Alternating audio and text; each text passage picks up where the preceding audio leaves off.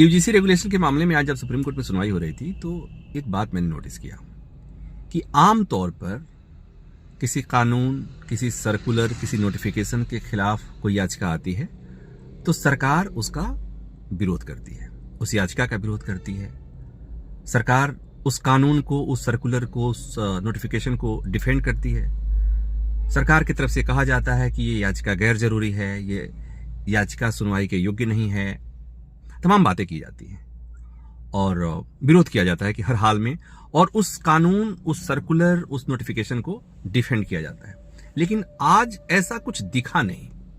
एक बात और कि सामान्यतया किसी सर्कुलर, किसी नोटिफिकेशन, किसी कानून पर रोक की जब मांग की जाती है तो सरकार ये कहकर उसका विरोध करती है कि जब तक इस पर सुनवाई नहीं हो जाती, विस्तृत सुनवाई नहीं हो जाती, दोनों पक्ष को सुन नहीं लिया जाता, सरकार के पक्ष को सुन नहीं लिया जाता, तब तक अदालत को इस पर रोक नहीं लगानी चाहिए।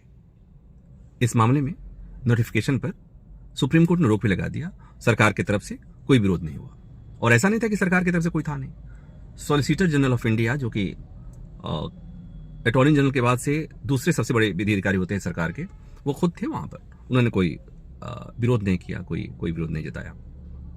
तो एक बात समझ में आती है, वो ये कि शायद सरकार के वकील यानी सॉलिसिटर जनरल ऑफ इंडिया को सरकार की तरफ से ये संदेश होगा कि भाई साहब, आप अपनी तरफ से कुछ मत बोलिएगा, कोर्ट जो करेगी उसे करने दीजिएगा, क्योंकि इतना बवाल मचा है।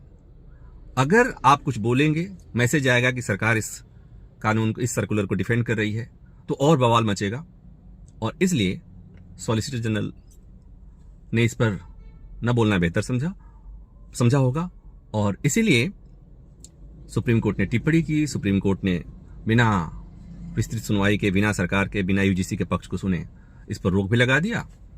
और मुझे लगता है कि सरकार को भी लगा होगा कि चलो कुछ समय के लिए मामला ठंडा पड़ जाएगा।